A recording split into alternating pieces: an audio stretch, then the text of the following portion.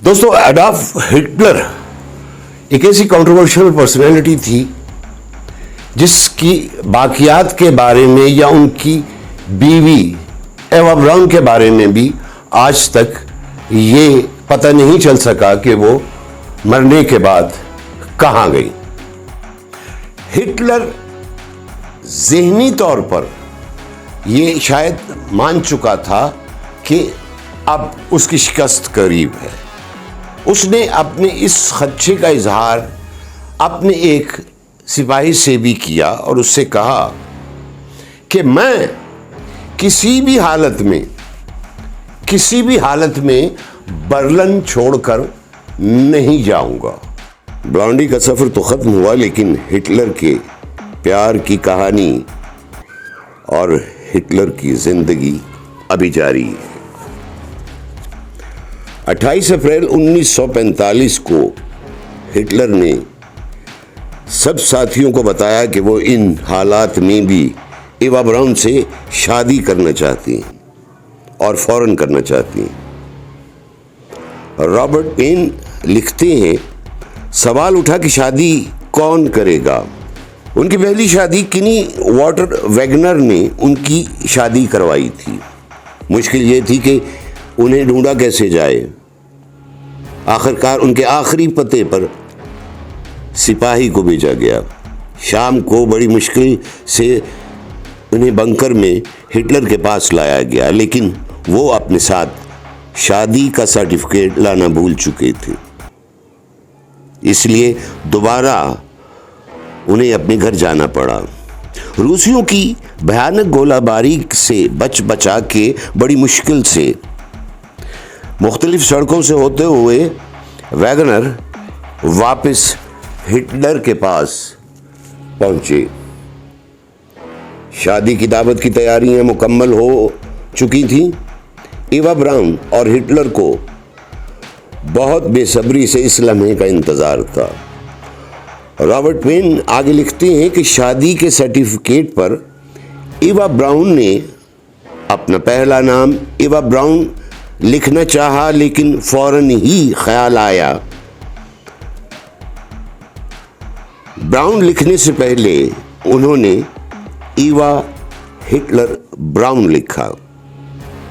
शादी के सर्टिफिकेट पर शादी की तारीख 29 अप्रैल 1945 लिखी है, जो कि गलत है, क्योंकि तकरीब लेट से लेट होने की वजह से 12 से ऊपर का यानी 12:30 तक का टाइम हो चुका था। लिहाजा उनकी शादी की तारीख 30 अप्रैल 1945 बनती है। शादी की तकरीब में खाने का भी एहतमाम किया गया। इस शादी के तकरीब में उनके करीबी साथी मार्टा कोवल्स और बर्मोन कोवल्स, जनरल क्रैप्स, जनरल टॉफ बर्ग और हिटलर के 2 निजी साथी भी शामिल थे। इनके अलावा उनका बावर्ची भी इस शादी की तकरीब में और इस खाने में शामिल था। एवा और हिटलर की शादी की खुशी में सब ने जाम उठाया। एवा ने भी काफ़ी शैंपेन पी, लेकिन हिटलर ने चंद घूंट शैंपेन के लिए और फिर पुराने दिनों की यादें ताज़ा करने लगे। इसी खुशगवार माहौल में अचानक हिटलर का मूड बदल गया और वो ज़ोर शोर से चिल्लाने लगे और कहा कि सब खत्म हो गया, सब खत्म हो गया, मुझे हर एक ने धोखा दिया। फिर हिटलर अपने जर्नैलों से मिले और उनसे कहा, सब खत्म हो गया, हमारा काम और हमारा अंजाम करीब है। रशियन अफवाज भी हम तक पहुंच सकते हैं। आखिरी बार हिटलर ने अपने साथियों को बड़ी दुख भरी नज़र से देखा। अपने साथियों को देखने के बाद एवा ब्राउन और हिटलर बंकर के साथ मुल्हिक कमरे में चले गए। वहाँ उन्होंने कुछ वक्त गुजारा 29 अप्रैल ये वो दिन था जब हिटलर कुछ परेशानी के आलम में टहल रहे थे। न जाने वो किन सोचों में गुम थे, इसका अंदाज़ा उनके किसी करीबी साथी को नहीं, लेकिन वो ये जानते थे कि हिटलर शदीद ज़हनी दबाव में है और किसी वक्त भी कोई सख्त फैसला कर सकते हैं। कुछ ही देर बाद एवा ब्राउन और हिटलर, जो दोनों एक दूसरे से बहुत मोहब्बत करते थे, थोड़ा सा वक्त भी उन्होंने खुशगवार नहीं गुजारा, लेकिन उस रात के बाद अगले दिन एवा ब्राउन और हिटलर दोबारा कमरे में चले गए। एवा ब्राउन ने गहरे नीले रंग का खूबसूरत लिबास ज़ेब-ए-तन किया हुआ था। प्रॉकरमिट्स हिटलर के बंकर में टेलीफोन ऑपरेटर थीं। कुछ सालों पहले उन्होंने बीबीसी से बातचीत करते हुए कहा था कि अचानक मैंने सुना कि कोई हिटलर के अटेंडेंट से चिल्ला चिल्ला कर कह रहा था कि हिटलर नहीं रहे, हिटलर नहीं रहे। शायद उन्होंने गोली की आवाज़ सुनी, लेकिन मुझे कोई आवाज़ सुनाई नहीं दी। उसी वक्त हिटलर के सिपाहियों ने सबको चुप होने के लिए कहा। हर कोई फुसफुसा के बात कर रहा था। तब जनरल ने हिटलर के कमरे का दरवाज़ा खोलने का हुक्म दिया। मैंने देखा हिटलर का सर मेज़ पर ढलका हुआ था और ईवा ब्राउन सोफे पर लेटी थी, लेकिन उसके घुटने सीने की तरफ मुड़े हुए थे। शायद वो मरते वक्त तकलीफ के एहसास से ऐसा हुआ होगा। फिर इसके बाद लिंगे ने हिटलर की लाश को कंबल में लपेटा और उसको उठाकर बंकर के इमरजेंसी दरवाजे से लेकर चांसलरी के बागीचे में आ गया। बाहर लाकर उनके ऊपर पेट्रोल छिड़ककर आग लगा दी गई।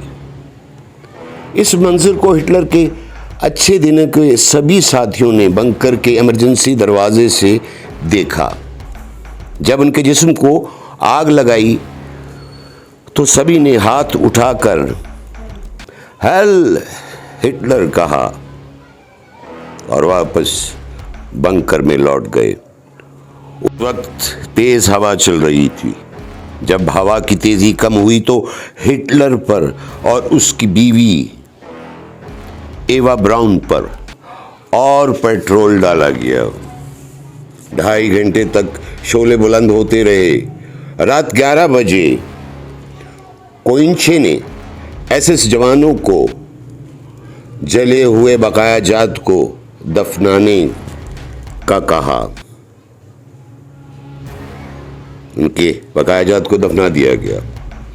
कुछ अरसे के बाद रशियन जो उस बंकर को फतह कर चुके थे, उसके बाद उन्होंने हिटलर और उनकी बीवी ईवा ब्राउन के दफनाए हुए हिस्सों को निकालना चाहा।